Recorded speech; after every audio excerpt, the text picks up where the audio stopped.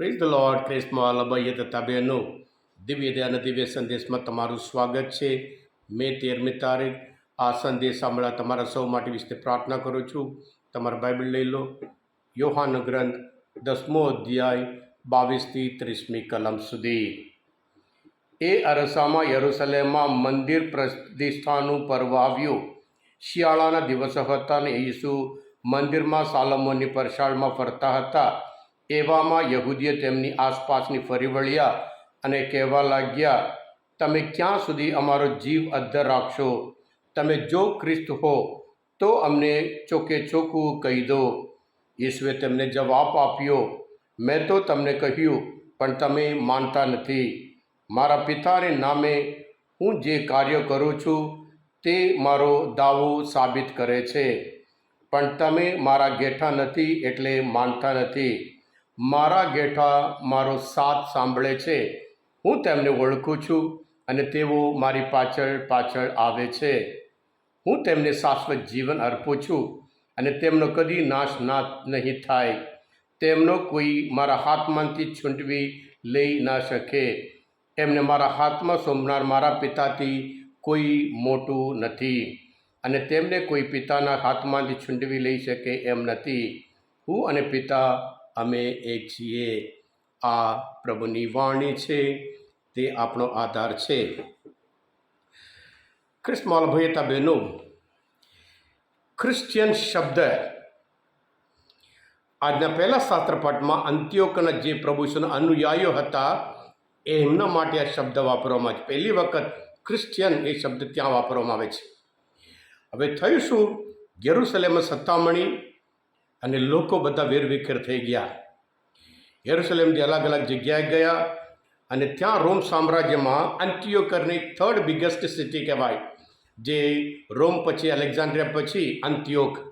ત્યાં ગયા, ત્યાં પણ પ્રચાર કરતા હતા. માત્ર યહૂદીઓ નહીં, બિન ખ્રિસ્તીઓ પણ ત્યાં સાંભળવા આવે છે, બિન યહૂદીઓ પણ.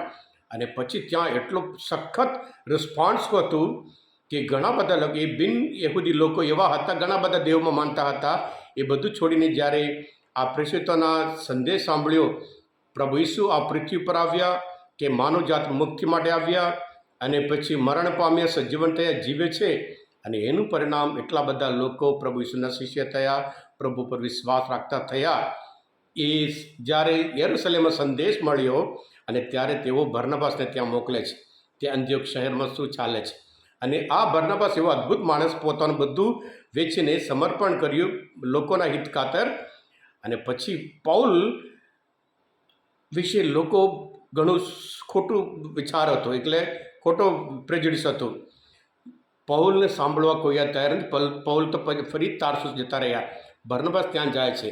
પ્રભુ ઈસુને તમારી જરૂર છે એમ કરીને એ પાછા લાવે છે અંત્યોક શહેરમાં, અને ત્યાં બંનેનું કામ અને એટલી સફળતા, ઘણા બધા લોકો કે પ્રભુ ઈસુના જે શિષ્ય થઈ ગયા હતા. અને પ્રથમ એ જગ્યાએ અંત્યોકમાં ક્રિશ્ચિયન પ્રભુ ઈસુના અનુયાયીઓને ક્રિશ્ચિયન શબ્દ વાપરવામાં આવે છે. સાથે સાથે ક્રિસ્તમાં ભયતા બહેનો, ઘણી વખત આપણે નવાઈ લાગે છે. 2000 વર્ષ થઈ ગયા, આટલી બધી સ્કૂલો, આટલા બધા દવાખાનું, આટલું બધું સમાજ સેવા. ખ્રિસ્ત ધર્મ આજે પણ માત્ર ને માત્ર 35% જ દુનિયામાં, ભારતમાં આપણે જાણીએ છીએ. એ આજે નહીં, પ્રભુ ઈસુના સમયમાં પણ આજનો શુભ સંદેશ પ્રભુ ઈસુ ત્યાં મંદિર પ્રતિષ્ઠાનું પર્વ. મંદિર યરુશલેમ, યહૂદી લોકો માટે યરુશલેમ મંદિર એમના જીવનનું કેન્દ્ર હતું. યહોવા દેવ એમના દેવ. એટલે આ અન્ય લોકો, ગ્રીક લોકો યરુશલેમ મંદિર કબજે કરી એમના દેવને ત્યાં મૂકી દીધા. એના લીધે એ લોકો બહુ અફસોસ થઈ ગયા. 165 વર્ષમાં ત્યાં યહૂદા માકીબીસ કરીને એક યહૂદી બધા લોકોને ભેગા કરી ફરી જે મંદિરમાં જે અન્ય દેવનું હતું બધું કાઢી મૂકી ફરી યહોવા દેવનું તે ફરી સ્થાપના કરી, કે આ તો શુદ્ધકરણ કર્યું. અને એનું પરિણામ આ તહેવાર છે, મંદિર પ્રતિષ્ઠાનું. એટલે અન્ય દેવનું બધું ફરી યહોવા દેવ જ સાચો દેવ છે કરીને તેવો તહેવાર ઉજવતા. પ્રભુ ત્યાં ફરે છે અને આ લોકો આવીને પૂછે છે. પ્રભુ કહે છે સ્પષ્ટ સંદેશમાં, મારું કામ એ મારો પુરાવો છે અને જે હેતુ માટે આવ્યા એ બતાવે છે. તમે મારા ગેઠા નથી એટલે તમે મારું સાંભળતા નથી.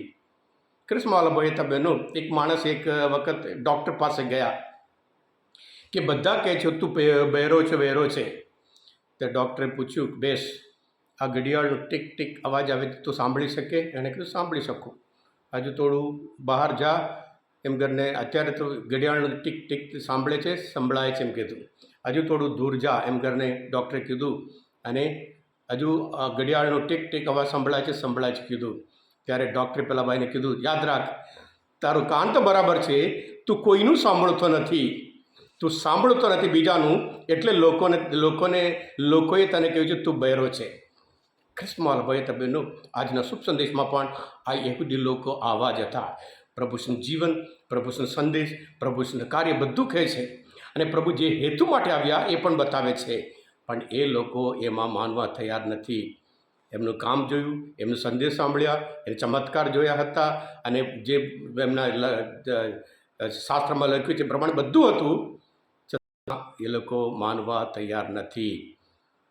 તિમોથીના ઉપર લખતા પૌલ કહે છે બીજા 76 શુભ સંદેશની ઘોષણા કરતા રહે, લોકો સાંભળે કે નહીં સાંભળે, પણ પ્રભુ સજીવન થયા છે, પુનરુત્થાન પામ્યા છે, એ વસ્તુ હંમેશા ઘોષણા કરતા રહે, જેમ કરીને પૌલ તિમોથીને કહે છે. હા ક્રિસ્માવાલા ભાઈ હતા બહેનો, આજના શુભ સંદેશ શાસ્ત્ર પાઠ સાંભળવા માટે પ્રભુ ઓળખવામાં મદદરૂપ થયા હોય, તમે પોતે દિવ્ય સંદેશ સબસ્ક્રાઈબ કરજો અને બીજા માટે પણ ફોરવર્ડ કરજો.